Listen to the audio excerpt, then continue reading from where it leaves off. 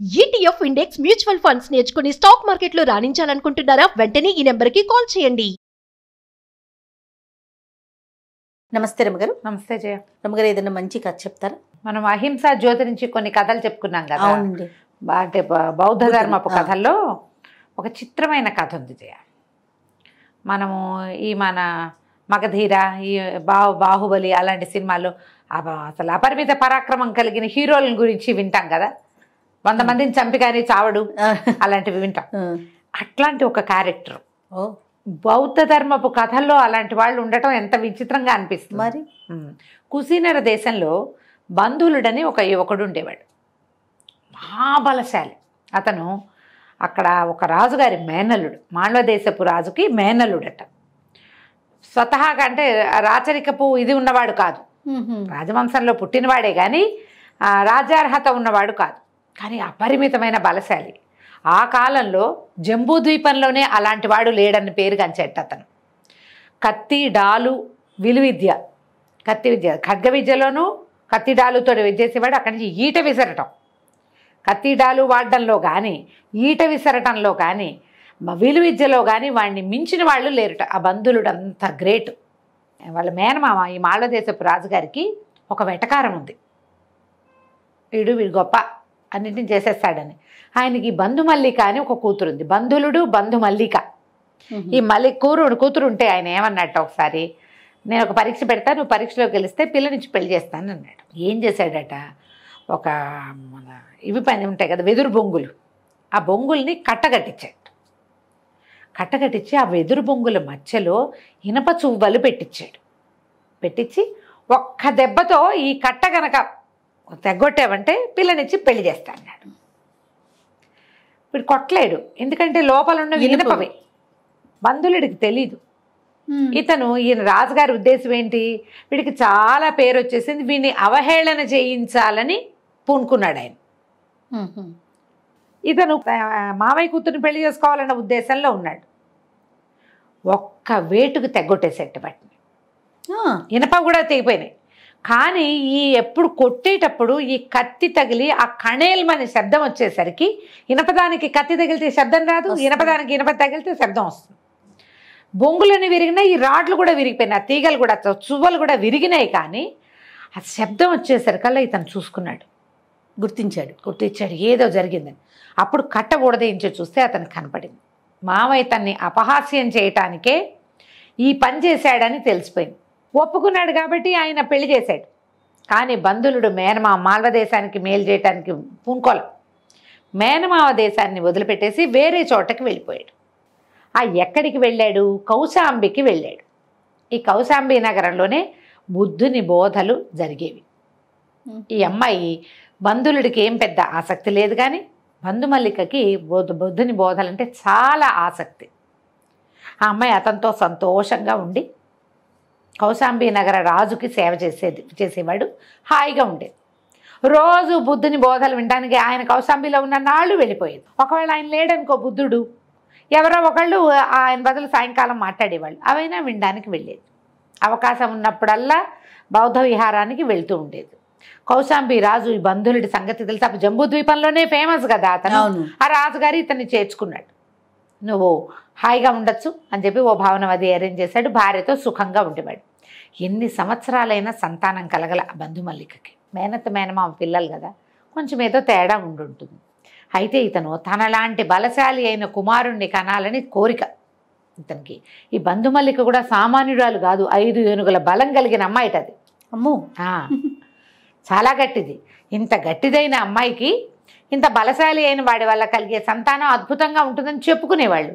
సంతానం ఏమో కలగల. ఏమై రోజు కౌశాంబికి వెళ్ళిపోయేది, అక్కడికి వెళ్ళేది, బౌద్ధవనానికి వెళ్ళేది. అయితే కొన్నాళ్ళు అయిన తర్వాత సంతానం కలగట్లేదని ప్రజల్లో మాటలు వచ్చేసినాయి. దాంతో ఇతను ఏమన్నాడు, నువ్వు వెళ్ళిపో మీ ఇంటికి, నీ వల్ల నాకు సంతానం కలిగేలాగా లేదు అని బంధుమల్లికని పంపించేశాడు మాల్వ దేశానికి. పంపిస్తే ఆ పిల్లకి వెళ్ళటం ఇష్టం లేదు. సంసారం ఎలా పోయినా బుద్ధుడి బోధలు మిస్ అయిపోతానని దుఃఖపడి ఆ అమ్మాయి ఏం చేసింది, బౌద్ధవనానికి వెళ్ళిపోయింది. వెళ్ళి ఆయనకి చెప్పింది, నాకు సంతానం కలగట్లేదు, మా వాళ్ళంతా ఇలా అంటున్నారు, అతనికేమో సంతానం కావాలి, మరి వంశాన్ని ముందుకు తీసుకెళ్ళాలి. ఆ కాలంలో అలాంటివి ఎక్కువ కదా, మరి పునర్వివాహం చేసుకుంటాడో ఏం చేస్తాడో నాకు తెలీదు, నేనేం చేయను అని దుఃఖించింది. ఇక్కడి నుంచి వెళ్ళిపోతే నేను నిన్ను చూడలేను, నీ బోధ వినకుండా అయిపోతాను, కౌశాంబి వదిలేశానంటే ఇంకా నేను నీకు దూరం అయిపోయినట్టే అది అని దుఃఖపడితే నువ్వు వెళ్ళొద్దు మీ ఇంటికి తిరిగి వెళ్ళిపోమన్నట్ట బుద్ధుడు. ఆ అమ్మాయి ఇంటికి వచ్చేసింది రథం వేసుకుని. వచ్చేసరికల్లా బంధువుడు ఏమనుకున్నాడు, ఏదో ఉంది, బుద్ధుడు ఏదో చేశాడు ఈ అమ్మాయి మీద, అంటే ఒక వరం ఏదో ఇచ్చాడు, మంచే జరుగుతుందని పంపించాడు వెనక్కని నమ్మి మళ్ళీ భార్యను చేర్చుకున్నాడు, తనతో ఉంచుకున్నాడు. కొంతకాలానికి ఈ బంధువాలిక ప్రెగ్నెంట్ అయింది. బుద్ధుని దయ వల్లే ఇది జరిగిందని భార్యాభర్త ప్రగాఢంగా నమ్మారు. అయితే ఆ కాలంలో చాలా ప్రత్యేకంగానట ఈ గర్భవతుల కోరికలు తీర్చడం ఒక ప్రోగ్రాం ఉండేది. నీకేం చేయాలనుంది, నీకేం కావాలనుందంటే తిండి మీద వాటి మీద ప్రత్యేక ఆసక్తులు అమ్మాయికి ఏమైనా తినాలనుంటే మనం కూడా చేస్తాం అట్లా. పిల్లకి ఏం తినాలనుందో అది పెడతారు. ఎవరింటికైనా చుట్టాలకి వెళ్తే దానికి నచ్చిన కూర వండి పెడతాము, చేస్తారు కదా, స్పెషల్ కేర్ తీసుకుంటాం. కోరిక తీర్చాలనుకుంటాం, ఏదో ఆ గుళ్ళోకి వెళ్తా, ఆ ఊరు వెళ్తా, ఆ మామయ్యని చూడాలనుంది, ఇలాంటివి అడుగుతారు చాలామంది. మనసు ఉంటుంది కదా, అమ్మమ్మని చూడాలి, అమ్మమ్మ గారి ఇంటికి వెళ్ళిపోవాలి, ఈ కనబోయే వాళ్ళకి ఎక్కువ ఉంటాయి అట్లాంటివి. అయితే ఈ అమ్మాయి ఏమంది, లిచ్చవి రాజకన్నికలు స్నానం చేసే జలాశయంలో స్నానం చేయాలని ఉంది అని అడిగింది. లిచ్చవి అనేది ఒక ప్రత్యేకమైన రాజవంశం, వాళ్ళది ఒక కల్ట్, ఒక ఏమనాలి, ఒక తెగ కింద ఉంచుకునేవాళ్ళు. వాళ్ళ గుళ్ళు వేరు, వాళ్ళ వ్యవహారం వేరు, అన్నీ వాళ్ళ వేరు. అది కౌశాంబి నగరానికి చెందిన వాళ్ళే వాళ్ళు, కానీ వాళ్ళ పద్ధతులు వేరు. లిచ్చవిలో మగపిల్లలు చాలా ఎక్కువ, ఆడపిల్లలు తక్కువ. 500 మంది రాకుమారులు ఉన్నారు. లిచ్చవి వంశానికి చెందిన రాజకుమారులు 500 మంది ఉన్నారు. అయితే ఇతను ఏం చేశాడు, ఈ బంధులుడు ఈ పిల్లని రథం ఎక్కించుకుని భార్యమణిని తీసుకుపోయాడు. ఆ లిచ్చవి రాజవంశానికి చెందినవి వాటికి అన్నిటికీ చుట్టూతా కోరళ్ళు ఉంటాయి, ఇతరులని రానివ్వరు. డైరెక్ట్గా లోపలికి వెళ్ళటానికేమో మీది లిచ్చవి వంశం కాబట్టి నువ్వు రాకూడదన్నారు.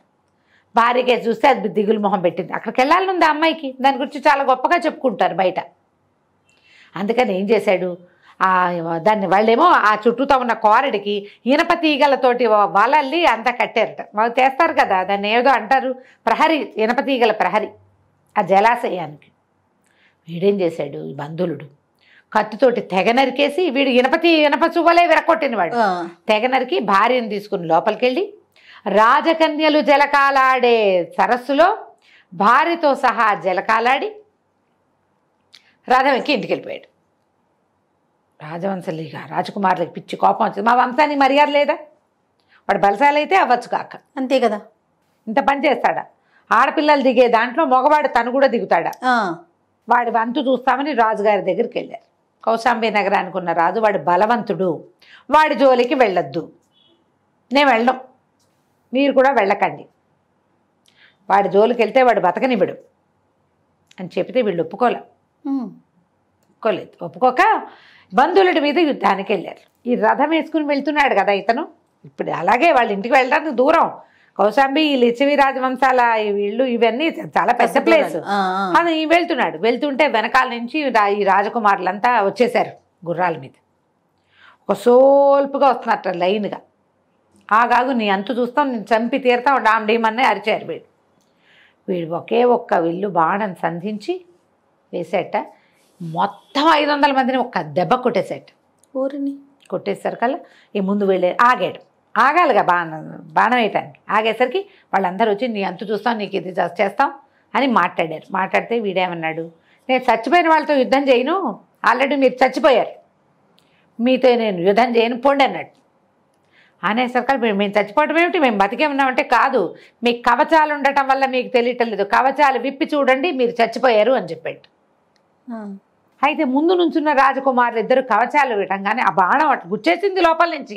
ఇక్కడి నుంచి వెళ్ళి మొత్తం 500 మందికి ఒకటే బాణం సమాధానం చెప్పింది. వాడు అలాంటి వాడు, కొట్టేసింది లోపలికి. మొదటి ఇద్దరు కవచాలు ఊడదీశారు, కవచాలు ఊడగానే ఢామని పడిపోయారు, గోవిందా అయిపోయారు. మిగిలిన వాళ్ళకి భయం వేసింది. మరి అప్పటిదాకా నుంచుని మాట్లాడుతున్నవాడు కవచం ఊడది కానీ చచ్చిపడిపోయేసరికి గుండెల్లోంచి బాణం బయటికి వెళ్ళిపోయి వెనకాల వాడిలో అలా లైన్గా వెళ్ళిపోయింది. అది మిగిలిన వాళ్ళు పరిగెత్తుకుంటూ ఇంటికి వెళ్ళిపోయారు, వీడిని వదిలేసి. లిచ్చవి రాజవంశ ప్రతిష్ట తర్వాత సంగతి, ముందు బతుకుంటే చాలు అని పారిపోయారు. ఇళ్ళకెళ్ళి కవచాలు విప్పి 500 మంది చచ్చిపోయారు మొత్తం.